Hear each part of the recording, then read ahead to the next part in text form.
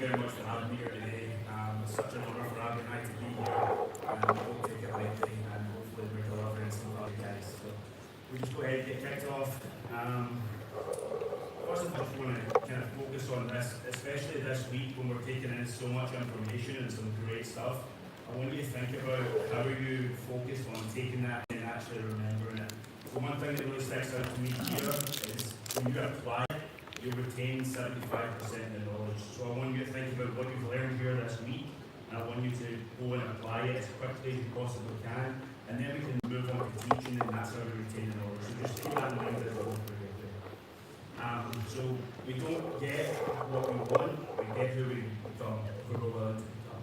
So it's really important that the world's obsessed with taking a shortcut and a hack, but it's really, the truth is that we are shaped by our ability to grow, the standards that we set, and then what we tolerate, and then what we prioritize.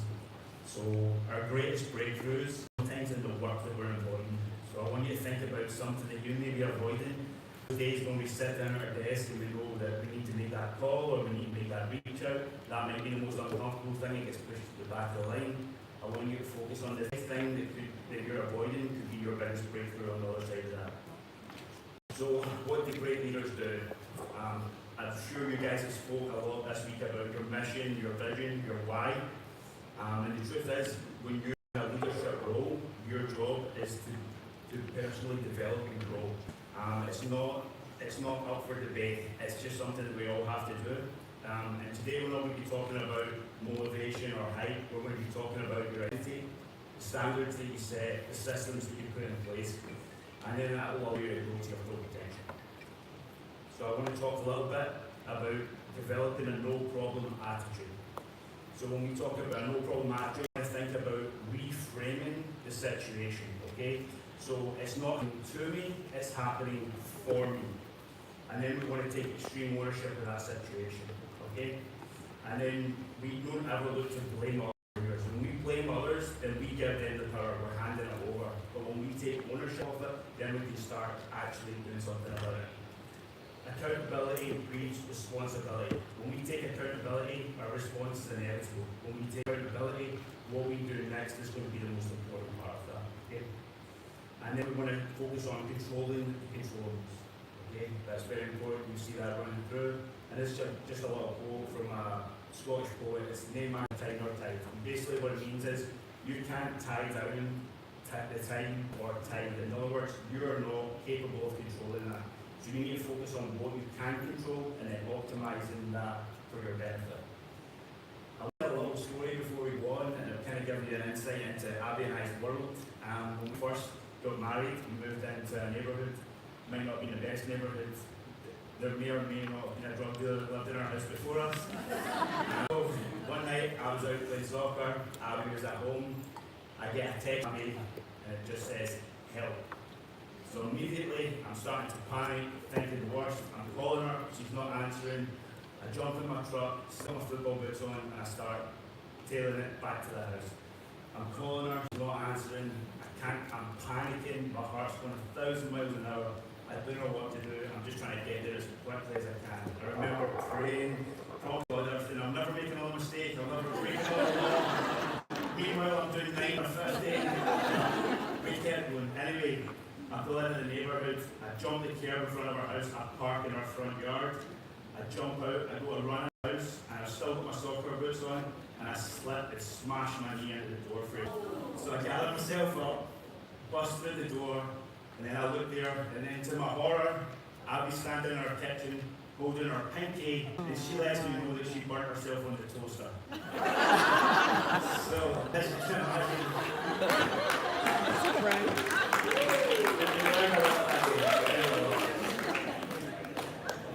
anyway, we'll move on. So, when we're talking about mindset, what I think about in mindset or in leadership or in personal development, I think about being unshakable. Like nothing's going to get me off and move me. And when I think about that, it's mindset. I don't know if you guys know who Viktor Frankl was. He was a Jew that survived the Holocaust, and he talks a lot in his book about the difference in mindset. The people that survived had the mindset that they were going to survive, and other people gave up, and that was the true difference in people making it or not.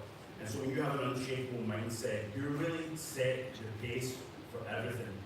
So what I want you to think about is, are we thermometers or are we thermostats? So are we setting the tone if things in our business aren't quite where it needs to be? Are we raising the level? Are we taking people with us? And if people are panicking and getting a little bit overexcited, do we bring them down? So I want you to think about being a thermostat and not a thermometer. And then you want to have a strategy, a clear strategy of how to move forward. And we'll talk about that a little bit more.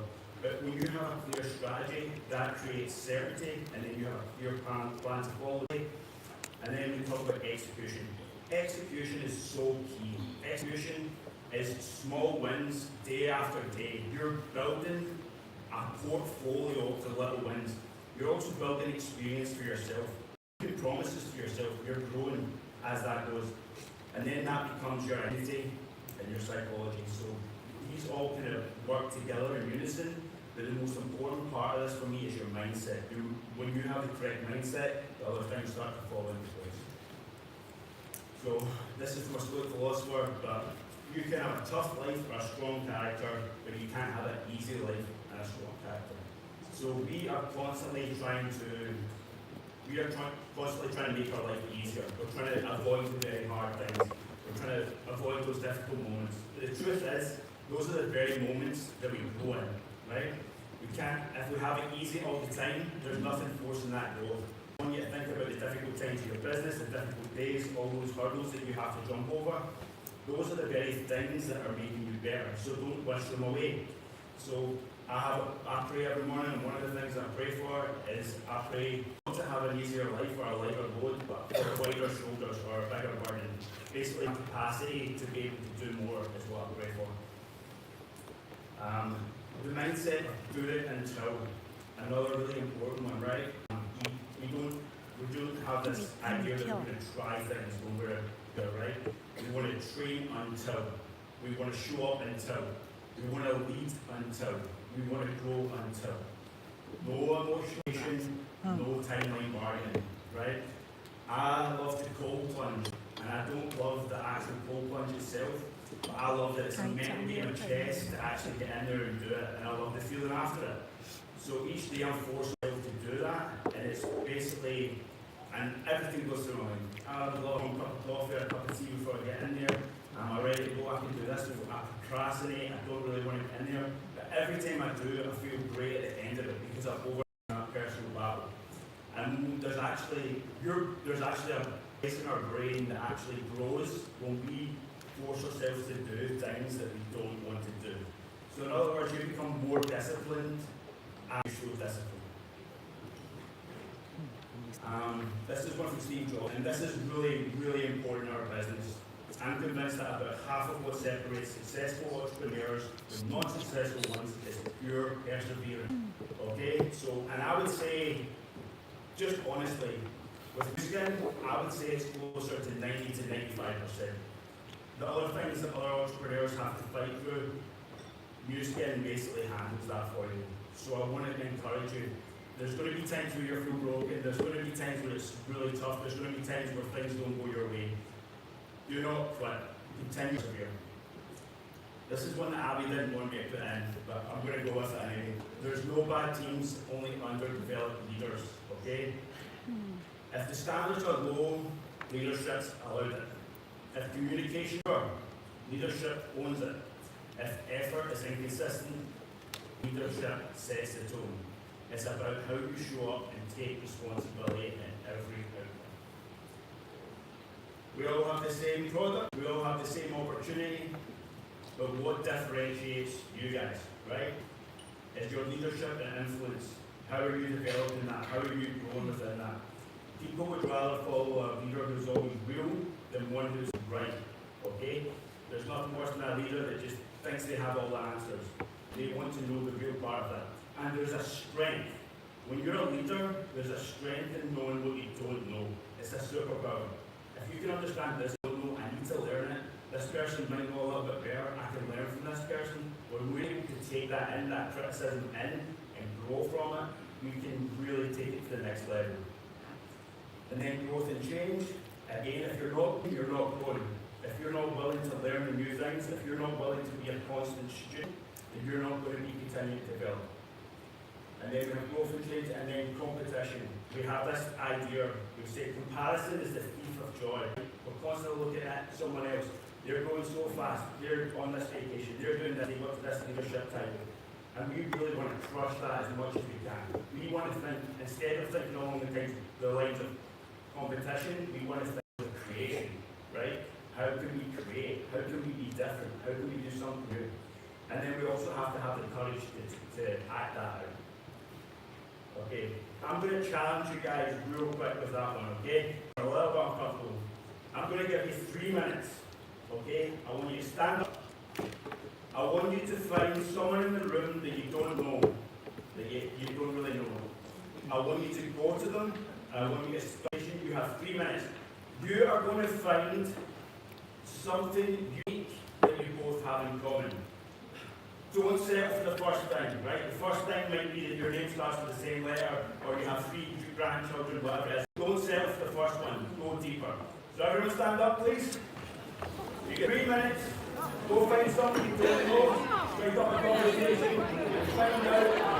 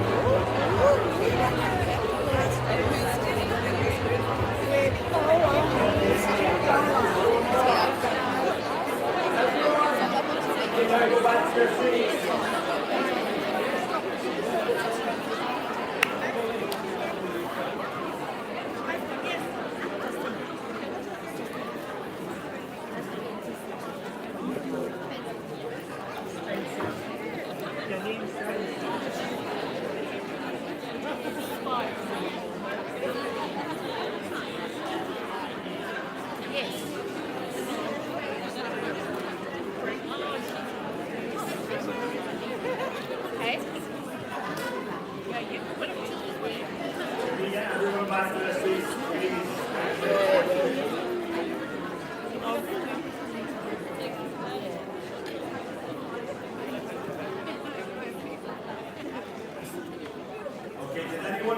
Something that was really, really unique that they want to share?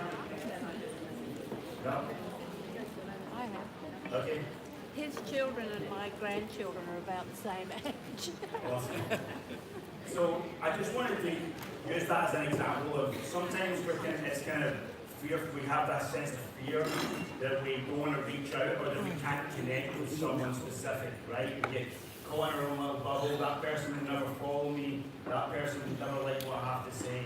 And this is just 3 minutes that you've got to stand with someone, and there will be a connection there, right? You guys, and even asking those questions will force it, okay? One question that I love to ask when I meet people, especially in this business, is what was the most impactful moment in your business? It's a great question because it gets people out of their comfort zone. Even if you meet someone that's not in the business, another great question is, what do you love about what you do, right? Because it takes them out of that, what do you do for a living, and into that, okay, what do you love about what you do? And they might not love what they do, and that might be a way in for you, but it's just an interesting way for us to understand that we can connect with anyone if we're just willing to take that step towards them, all right? So the next step I want to talk about is when we take ownership, okay? And we talk about taking extreme ownership. The standard you set is the life that you get. A leader must own everything in his or her world. There is no one else to blame. You don't blame the team, you train them. You don't blame the plan, you adjust it. You don't blame the past, you execute today. The best leaders don't say they failed, they say, I didn't prepare them well enough. The mindset changes the culture and so on. Okay, and this one's a little bit heavy, but I think that this is one of the things that keeps me going. Okay, Abby and I have this, we call it the hierarchy, but basically what it is we set standards for ourselves, and everything is determined by our faith comes first, our marriage comes second, and our kids come third, right? So every decision we make will fall into that order. And I want to encourage you guys to do it right now. Just take 30 seconds. It doesn't have to be loosely, it doesn't need to be that heavy. But what it does is when you're making decisions to move forward as a leader, it can be everyday decisions, it can be huge decisions, it can be decisions with your family. But when you have a set of values, when you know where you're coming from, those decisions become remarkably easy. Okay, so a small example from Abby and I is when I walk through the door, if the kids and Abby are there, Abby gets the first kiss, the first hug, because she comes before my kids. And what that does is it sets the tone for my family. They know that mum comes first and they come second. But it also shows my daughters how they should be treated by their future spouses. It shows my son how he should treat a woman and his future spouse. So I want to encourage you. 30 seconds, choose 3, put them in order, and just write them down real quick, and then it's between you and yourself as we move forward. You got 30 seconds. Ano to?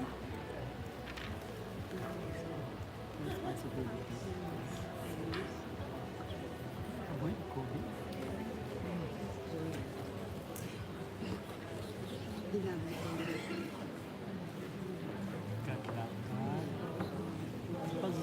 Pagsabi.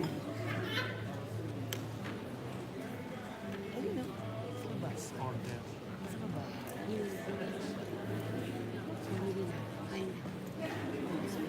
Okay, you guys get some good ones? Sa likod. Perfect. Okay. So I just want you to think about, in this business, we really do have a responsibility.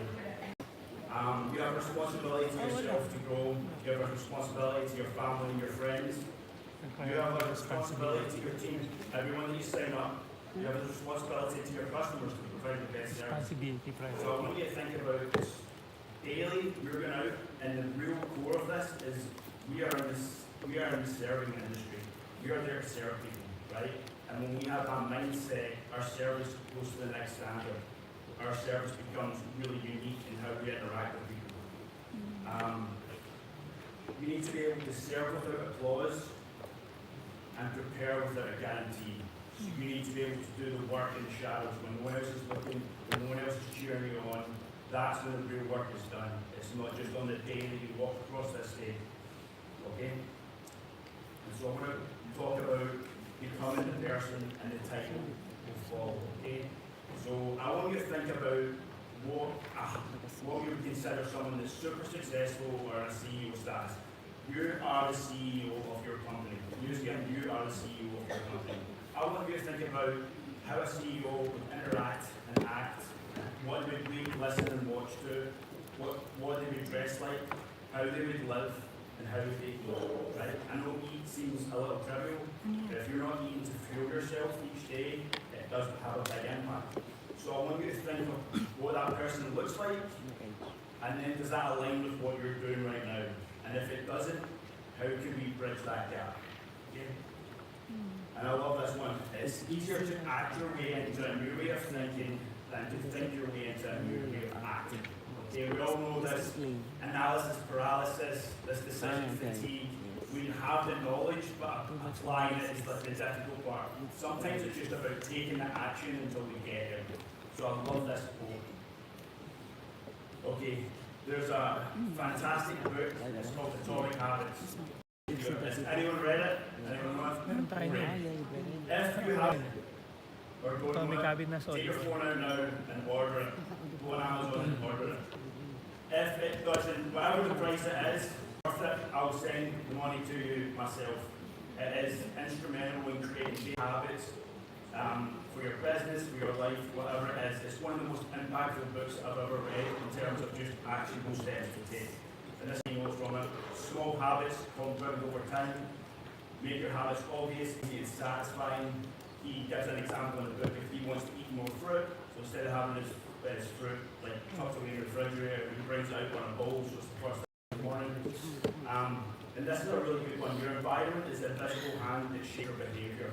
If you set yourself up for success, the night, if you want to work out in the morning, if you get your stuff laid out the night before, small incremental things like that will make an impact. You have to set the tone for the environment. And you don't become your goals. I know this week you probably talked a lot about goals, right? You become your habits.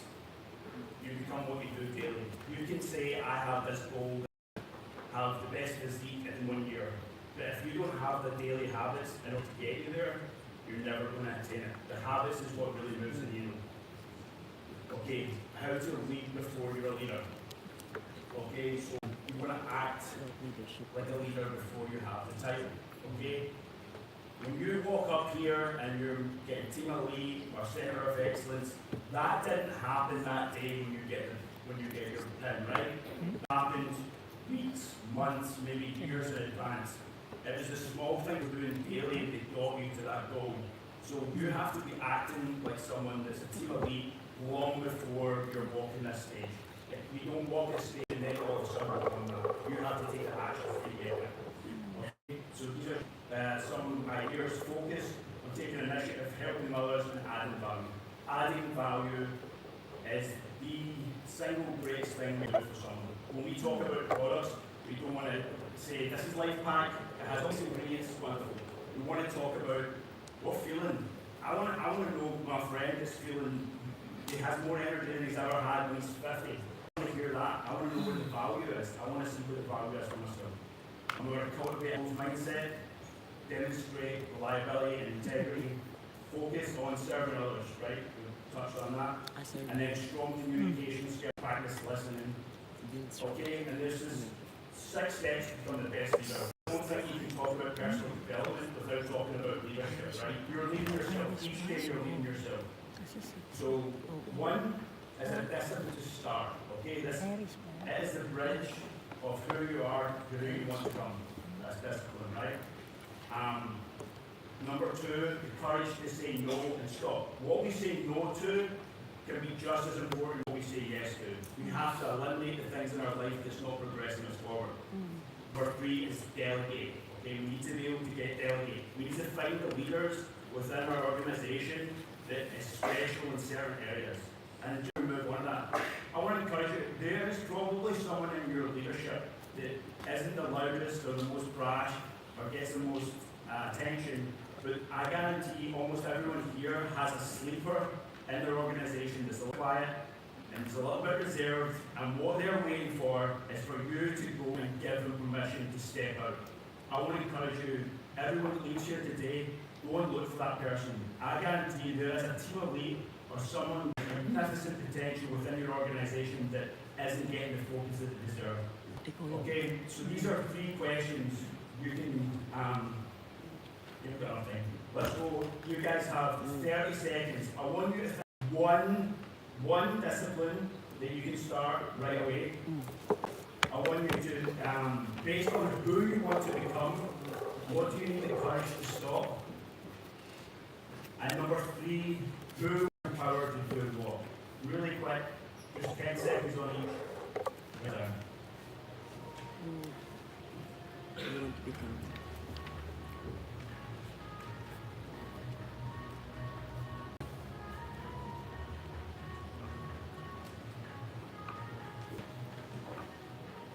Discipline.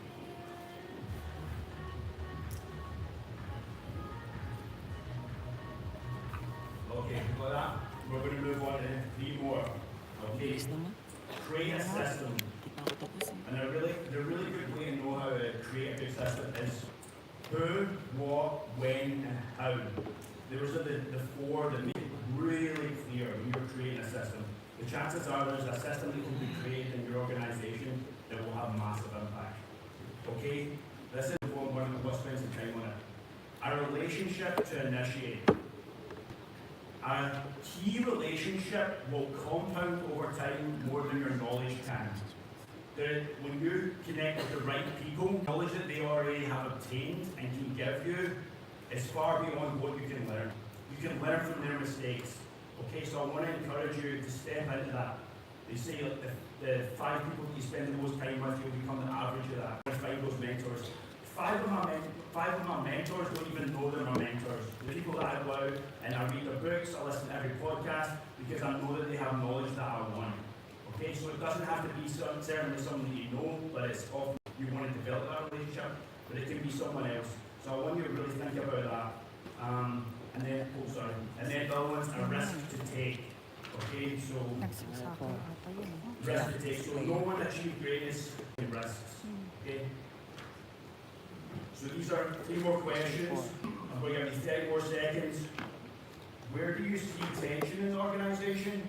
And what system can you create? You don't have to go into detail with it. Maybe just one word on that. Number 2 is based on who you want to become. Who do you need to meet? Okay? Is there a relationship that you need to initiate? Chances are there's someone that you already know that's within your life that you know you have to reach out to them and create that relationship. Write that down. And then based on who you want to become, what risks do you need to take within your organization? Is there a risk that you're not taking? Is there somewhere you're not stepping out? Is there a comfort zone that you're not willing to step out of? So I'll give you 30 seconds to just jot that down real quick. 10 seconds. Basta na. I'll do it on the plane.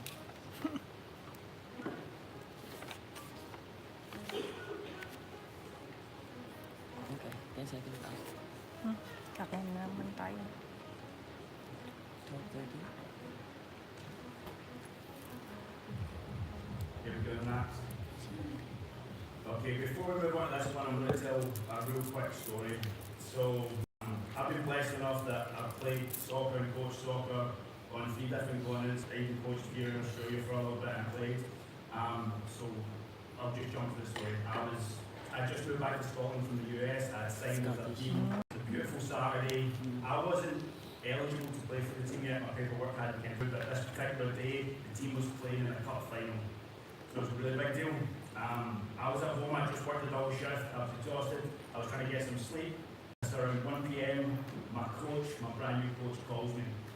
So I picked the phone, immediately started panicking, and he said, "Where are you?" I said, "I'm about to head to the game. We've got, it doesn't kick off at 2 o'clock, I've got time." And he says, "I need you to get here as soon as you can." And I said, "Okay, we'll go on before the game." He said, "You don't understand, you're going to start today." And I said, "I can't start today, my paperwork's not through." He said, "We got it in, so you're going to start." So he asked me how quickly I could get there. I said, "I can get there in 40 minutes. So bear in mind, we're usually there 2.5 hours before the game, walk the field, get the warm-up, do all the good stuff, have the team talk. So I get ready as I can, jump in my car, and trying to get there as quickly as I can. He calls me again, this time 45 minutes to kick off. He said, "I'm going to put you on the team sheet, you're going to start, but if you're not here by the time the game kicks off, you're going to have to either start man down, or we're going to have to use a substitution, which means I don't get it, and we've used up a sub." So obviously I'm not going to miss the opportunity to play in a cup final. I told him I'd get there, so he hangs up. And immediately, my heart's pounding, I'm sweating, I'm thinking all the things. I didn't get a good night's sleep, I didn't get the right meal, I'm not going to have a chance to warm up, I didn't tell my family, they'll be disappointed they don't get to come watch. So I'm thinking about these things, and I'm just in panic, full panic. And then I just decided I'm going to take a breath and I'm going to start praying. And I thought to myself, if I don't control my emotions right now, if I don't lower my heart rate, if I don't control my adrenaline, I'm going to have no energy whatsoever by the time the game kicks off. So I keep on, coach calls me again. This time he's using some choice language, and he's telling me I better get there. And he's shouting and screaming. And I just said to him, I don't get him wrong, but I just said to him, you made the right decision putting me on the team sheet, I'm going to be there. So he hung up, I pull up to the stadium, I can't get to the players' entrance because it's a cup final, it's 20 minutes before kick-off and there's like 5,000 people there. So as I walk in there, the other team sees me with my club tie on and they start giving me some words of encouragement. Not the nicest words, but anyway. I get into the changing room, I apologise, start to get my stuff, and then I just remember again, I need to drown out the noise, I need to remain calm, and so we're sitting there, we're getting team talk, and I remember everyone was just on high alert, everyone was so excited, the change was buzzing, and everyone was so excited, and I was just sitting in the corner, breathing. Even one of the assistant coaches said to me, hey, are you alright? Like, you going to be okay for this? I think I was in shock. And I said, yeah. I said, the work's been done, I'm ready to go. And immediately he was taken aback. The other players who were much more experienced than me had played much bigger games. This was the biggest game that I'd ever played in front of the most people that I've ever played in. And I remember thinking at that moment, it wasn't that day in the build-up that mattered. It was all the little things that I had done up to that point. The years, the months, the weeks. I had a peace because I'd known that the work had been done before I was sitting in that changing room to play. So I stepped out on the field and I felt, I don't know if felt a flow state. It was the best I've ever played. I got man of the match, scored one of the best goals I've ever scored in my life, and worked incredibly hard for the team that day, won on penalties. So I don't say that because I love that story, but I tell you that for the reason. I tell you because there was so many key moments in that really made me change how I thought about leadership and how I thought about setting the tone. And then part of it was being able to control myself, control my emotions. That set the other people around me. And then also, the reason that I had that peace was because of all the little things that I've done. When you know you're going out and executing to the point where your performance is going to be better than it would ever be, in your business, are you executing the things daily? Are you building up some of the leaders daily that needs to be built up? Are you doing the outreach that you need to be doing? Are you getting knowledge about the products? Are you turning over every single rock and doing everything you possibly can do? Because that is what prepares you for those big moments. Okay? Those are the little moments that prepare us for the big ones. And so, as we move on to the next one, I want to talk about embracing the struggle. We have this idea now where we talk about this hustle mentality, or that we romanticize the struggle, right? But the truth is, if you're not embracing a struggle to go towards something of importance, you're struggling for the sake of struggling, right? We don't want to, we're not just, that's just pain. When we're doing that, it's just pain. We want to struggle to something that means something, okay? So, every meaningful journey, when the excitement's gone, when the results have arrived, the quitting feels logical, right? I'm sure there's all times in our life where we just felt like quitting was the only option. But this is also, like we talked about, where our identity is forged, right? Pain is not punishment, pain is preparation. The struggle isn't trying to stop you, it's trying to shape you. And this is important, especially in your new skin journey. There's not a single person in new skin that I spoke to that hasn't had ups and downs. There's not a single successful person that I spoke to in my life that hasn't had rock bottom multiple times. But the difference from them and everyone else was they were able to bounce back and take it to the next level because they had the systems in place. Okay? So one day the season you wanted to escape will be a story that gives you credibility. And that is so true, especially in this industry. Okay? Perseverance and continuous growth. This is the truth about success. There is no finishing line. There is only new level. We're constantly growing. We're constantly adjusting. We're constantly leveling up. The best leaders always stay hungry, they stay humble, and they stay students. They show up on the boring days, they do the work when no one else is watching. Momentum isn't built by intensity, it's built by consistency over time. Most people don't lose because they're incapable, they lose because they leave the room too early. And this is so true in what we're going. Before we get to the last slide, this is one of my favourite quotes because it really makes, when you talk about mission and vision, it really makes you think about the end goal. Your ambition should point towards the legacy you want to leave behind.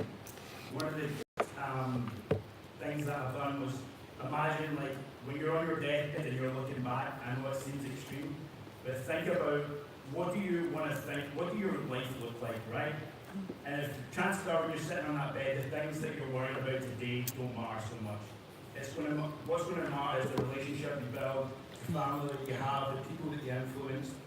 And I want you to think about the next time you sit down and watch Netflix or take a break or don't do that thing you're supposed to do, is that really creating the legacy that you want to leave behind? When you think of a picture, what does your legacy look like? And when we start from the end and look back, it becomes so obvious to us, right? Chris Robinson talks about when you're thinking about if you're in a movie right now, what would the audience be screaming at you? If you were in your own movie right now, what would the audience be screaming at you? So if there's something in your life that you know has to change or you know you have to adjust, it's really worth thinking about taking a step back and looking at what do your legacy look like when you're, okay? And I want to, this is your call forward, okay? You don't need a new opportunity. You don't need better circumstances. You don't need permission. Especially, you do not need permission. You're already sitting in here, you're already doing the work. You don't need permission to move forward. You need to make a decision to take ownership, to raise your standards, commit, to do it, become the best version of yourself, stay uncomfortable, and because people who win are not the most talented. People who win are the ones that refuse to quit on themselves. Who you become in the process is the real win. Thank you guys so much.